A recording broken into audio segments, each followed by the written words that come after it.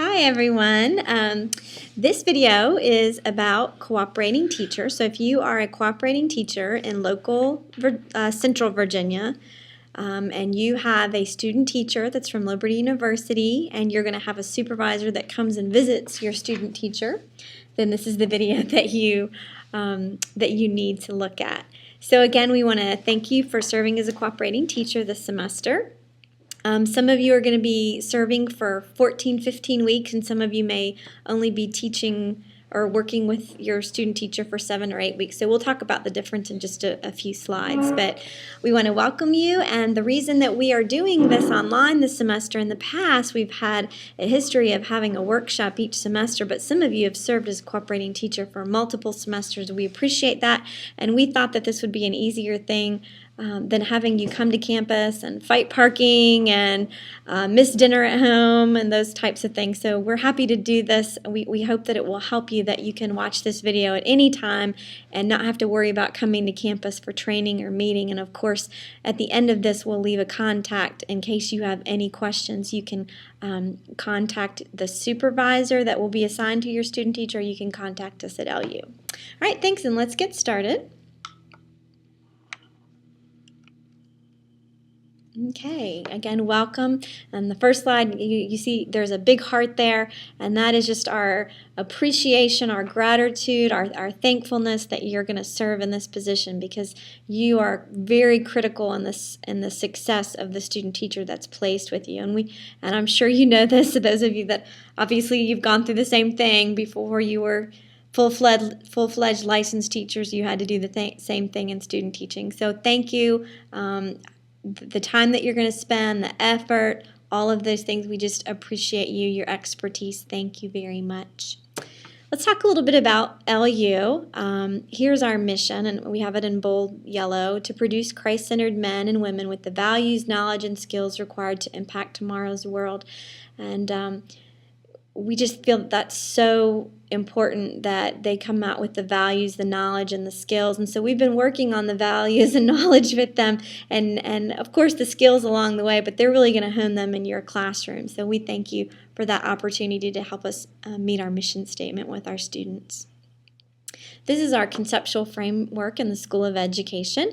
You can see on the right-hand side of the screen, it has knows, implements, believes. We call it like the bubble, the little bubble graphic that we have. And again, we just talked about knowledge and skills and dispositions and so forth. And we've been working on these things with students all throughout their time here, but again, they really use your classroom as that final culminating experience to really just work on these skills. That we've got the knowledge, so those are the terminology, the theories, the things that they've been learning in the classroom, their belief system that they've been forming, throughout their time with us. And then, of course, we have the implements and the skills, where they use the things that they've learned so far and they're going to implement them in your classroom. Dispositions, this is a recent thing that we've had in the last year or two, where we've really tried to work on the dispositions of our students, and so that they can even articulate these. So you see that we have social responsibility, commitment and work ethic, reflective practice, integrity, and professionalism. And we feel these are very, very important for the success of our students. There's so many things that we can teach them, but those are really intrinsic things, and we really want them to display those attributes. So we will request that you actually make an assessment of those things at the end of their time with you. We feel they're very, very important. Okay, when you first get a student teacher assigned to you, that student teacher hopefully will be contacting you by email or phone or whatever, just to welcome themselves and introduce themselves to you. And then when they actually come out to the site where your classroom is, they should be able to bring a handbook with you. Okay, that handbook is going to have all the the policies, procedures, things like that. So when you are assigned your student teacher, they'll bring out the handbook to you. And some of the things, we're going to do a quick overview of the things that you'll find in the handbook. So a lot of these slides that you'll see are actually, the information is taken out of that handbook, but these are the highlights. So as you see in front of you, the slide talks about your responsibilities, making sure that you share your expertise, the knowledge that you gained over the years about the profession, the skills, information that they need to be successful in your school and in your classroom, making sure that you're observing them and giving them feedback. One of the most critical things that you'll do as a cooperating teacher is to give the feedback that the student needs and to give it constructively. If they need a little bit of a encouragement session, do that. If they need a little bit more of a time where you kind of set them straight after school, that's fine too. The feedback is just important for them to stay on track and to know that they're doing a good job and to do what you're expecting them to do. Of course, it's just really being a good teacher is what a cooperating teacher is. A good teacher. One thing that you really need to make sure that they, when they first get there, is familiarize them with the school policies, the procedures, the culture, all of those things that will help them fit in and to feel comfortable in their surroundings so that they can learn. You see, one of the other things that you'll need to do is make sure that you're keeping contact with that university supervisor. It is critical that if there's anything that you have concerns about, that you have questions about, we would love for you to ask before those things become problems or big concerns. So make sure that you contact the university supervisor that is assigned to your student teacher.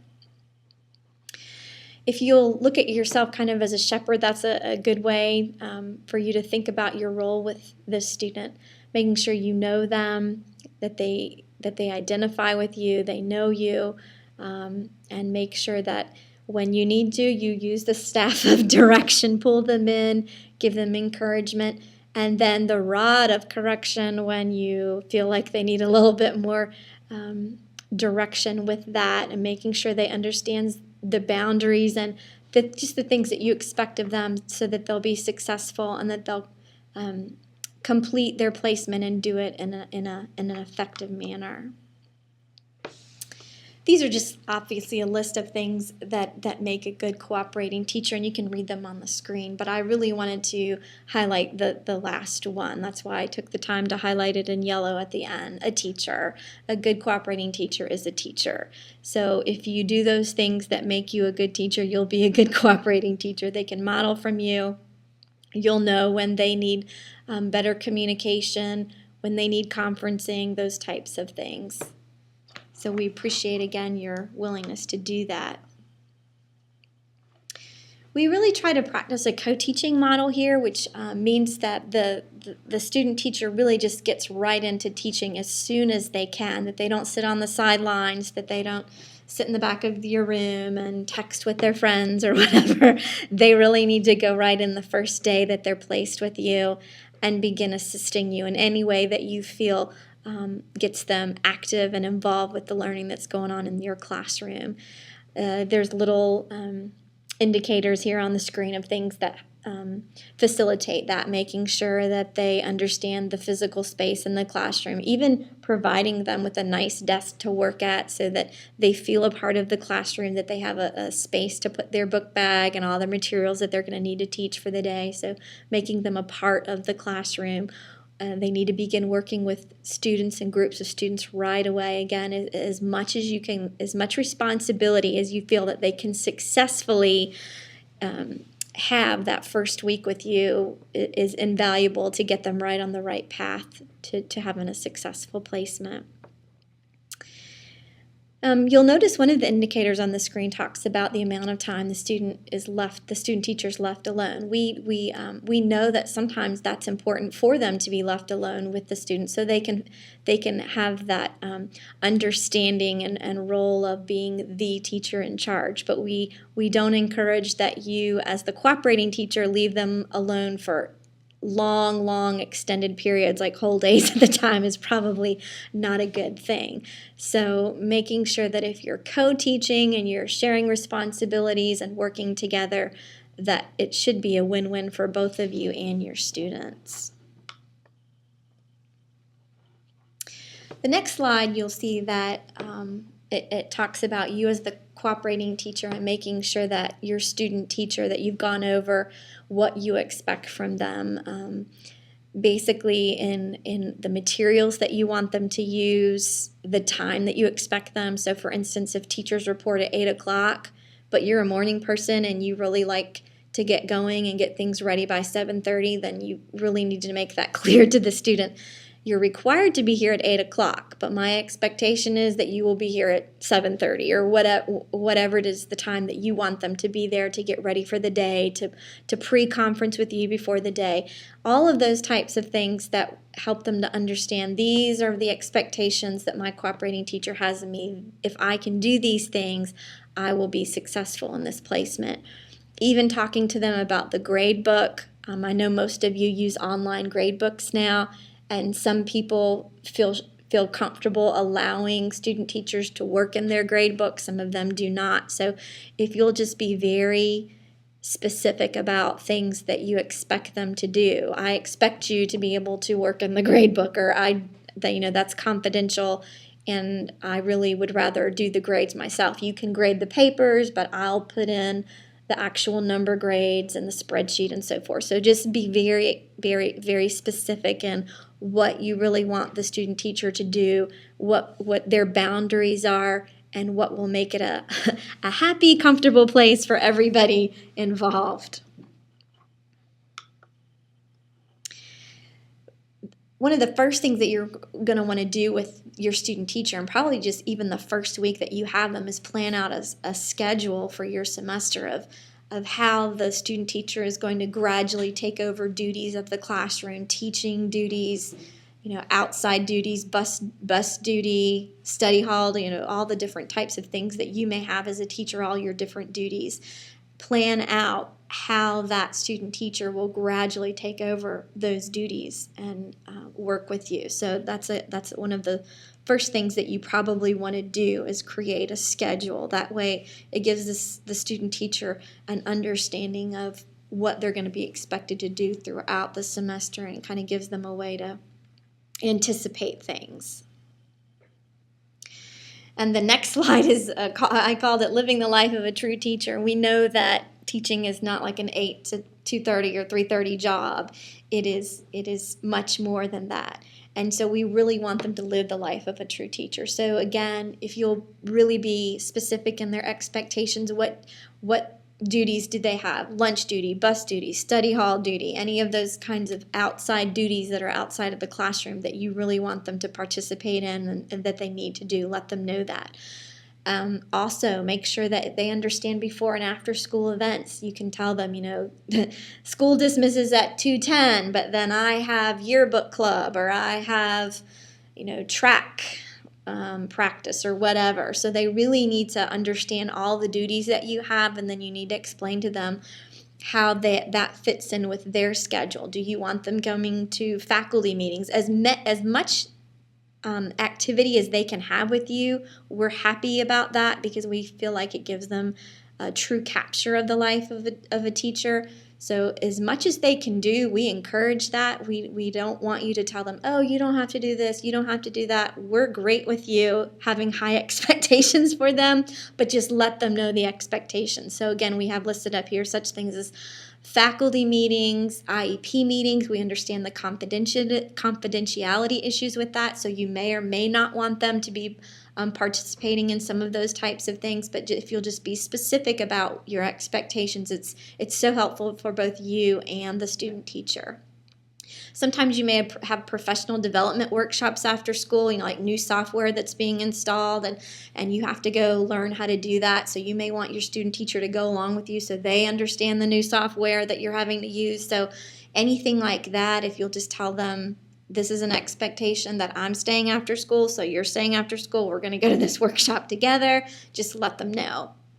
Any tutoring, coaching, supervisory responsibilities, any of those things, if you'll just let them know that this is the expectation, so that you're not frustrated and they know what to anticipate. I just think it makes things go much more smoothly for both parties when both of you know the expectations of each other. As for lesson planning, which is one of the big things that the student teacher will be doing, we usually try to have, we have a detailed template that students use. And that template, of course, is found in the handbook, and the students know how to access that too.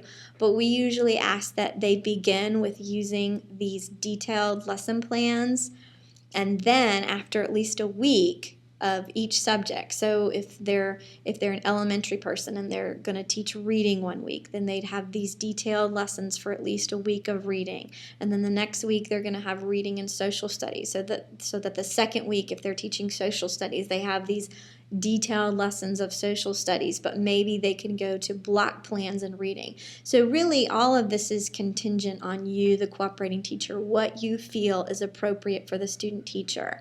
If you feel like they're doing well and you feel like they can abbreviate the detailed plans to block plans, that really is up to your discretion and what is suitable for you, and even what is suitable for your school. We know some of you, your schools are a little bit more particular about specific templates and things that you use. So if you'll, again, make that clear to the student teacher, and you may even want to make that clear to the supervisor, that these are the expectations that I have for lesson plans. So to make sure that the student teacher is ready to teach in my room, this is how the lesson plans need to be done. So we have the templates, we have the block plans, we have all of those available for the student teacher in the handbook.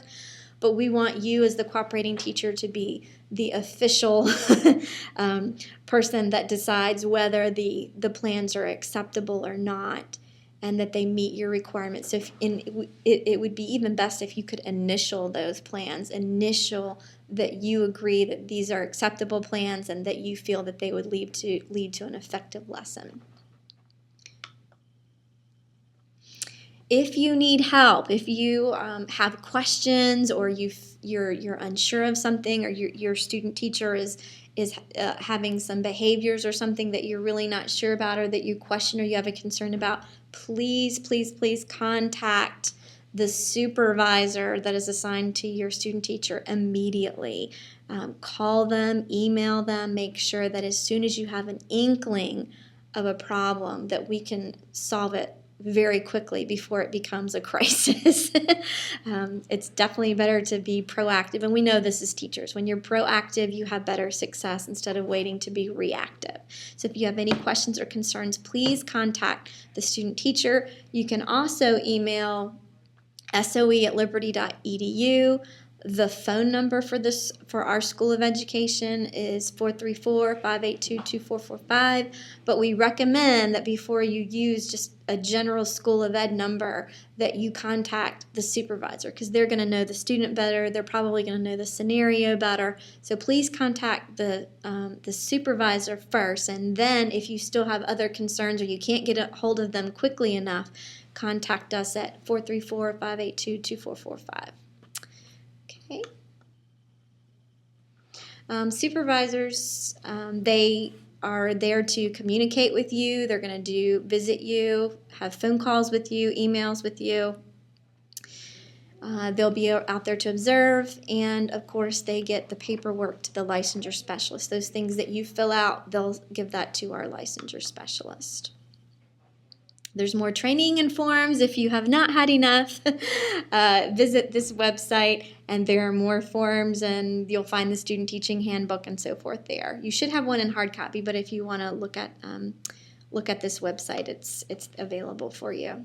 Okay, I just have one last request. If I kind of do this in jest, that if your student teacher calls you in the morning and they say, "Oh, I can't come in, I'm sick," or whatever, then your response should be, "Okay, what hospital are you in? Have your parents been contacted?" It really needs to be a critical emergency if your student teacher is not at school. We expect them to be at school with you, co-teaching. If they are not, we need to know about it immediately, why they aren't there. And again, that goes back to being proactive with us. So if we can find out if they're being tardy, if they're being absent, we need to deal with it immediately. So thank you for your time. We appreciate you, your expertise, and we definitely want to be there for you if you have questions or concerns. And we'll leave it at this last slide. We have a picture of a graduate hugging a loved one, and we know that you are a part of that. You're probably the last line of hoops that they have to get through, so to speak, that they'll lead them to graduation, because this is their culminating semester. So we thank you for all that you'll do to help them to make to that big goal of graduating and earning their license. So thanks. We hope you have a fantastic semester serving as a cooperating teacher, and that you'll have such a great time that you will want to do it again. Thanks, and have a great semester.